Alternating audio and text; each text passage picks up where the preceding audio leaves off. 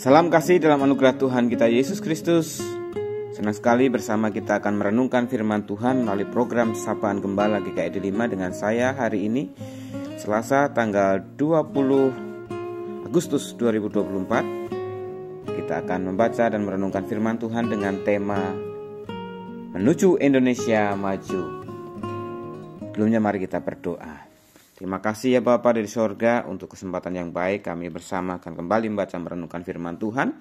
Secara khusus merefleksikan kembali kami sebagai bangsa yang merdeka. Kiranya Kudus tolonglah kami. Dalam Kristus Yesus kami berdoa. Amin. Firman Tuhan yang saya pilih kita renungkan pada saat ini dari Galatia pasal 5 ayat 13 demikian.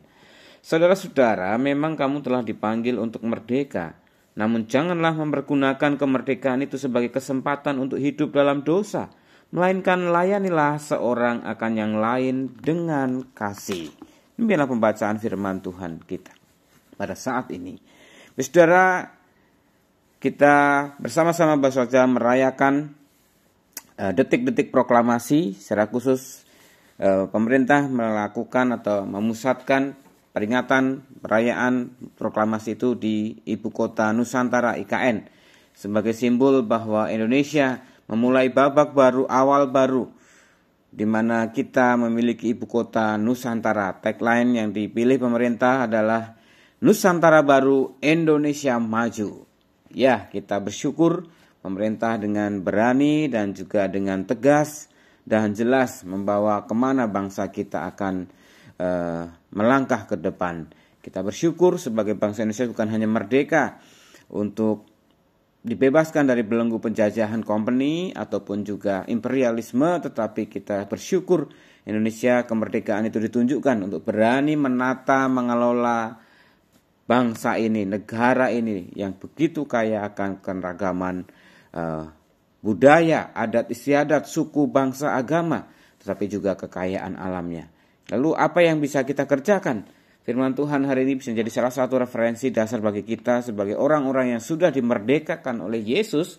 Maka kita sudah menerima anugerah keselamatan. Kita tidak ada lagi dalam kutuk belenggu dosa, rasa bersalah. Tetapi bukan berarti itu menjadi kesempatan untuk kita hidup semau-maunya, seenak-enaknya. Rasul Paulus mengatakan, kita jangan menggunakan kemerdekaan itu sebagai kesempatan untuk hidup dalam dosa, melainkan layanilah seorang dengan yang lain.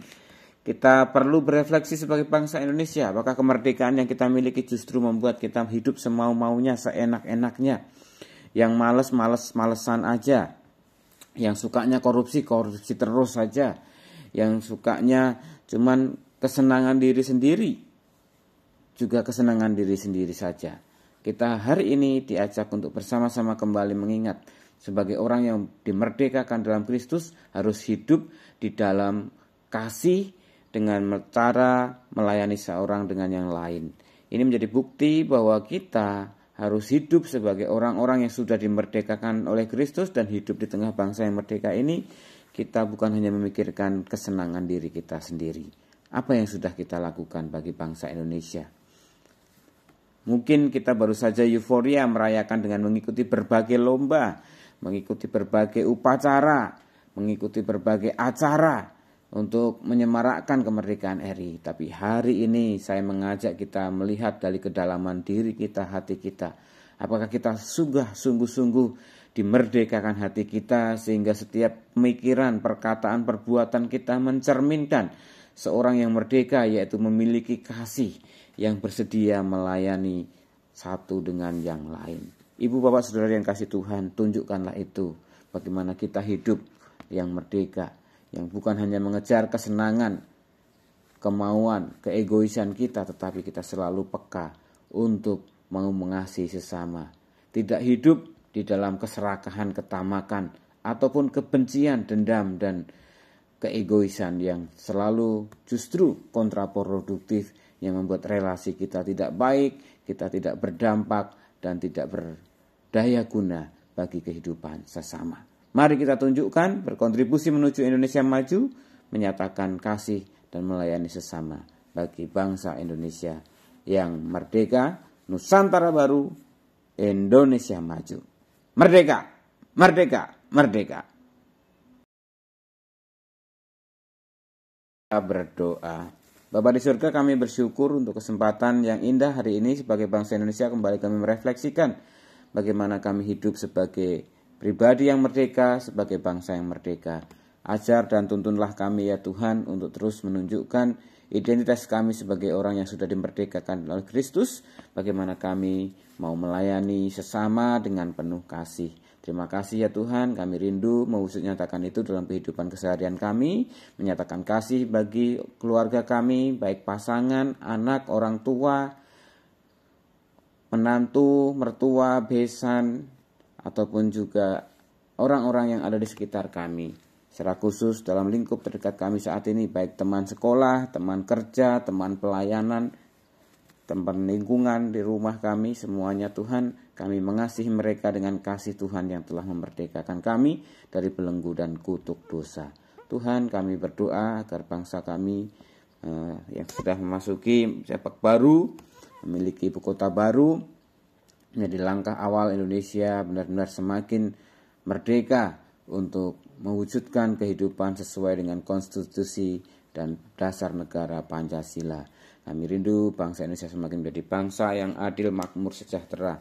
Ini menjadi rinduan kami. Tuhan terus memberkati Presiden Jokowi, Wakil Presiden dengan segenap jajarannya untuk terus melangkah sesuai dengan konstitusi yang ada dan juga menjadi visi besar bangsa Indonesia. Tuhan berkati juga agar mereka dimampukan mengemban tugasnya sampai selesai, karena sudah terpilih Wakil Presiden dan Presiden terpilih yang akan nanti dilantik 20 Oktober mendatang. Tuhan terus menolong, memberkati setiap persiapan yang dilakukan dalam pemerintahan yang baru, pembentukan pemerintahan, pembentukan koalisi.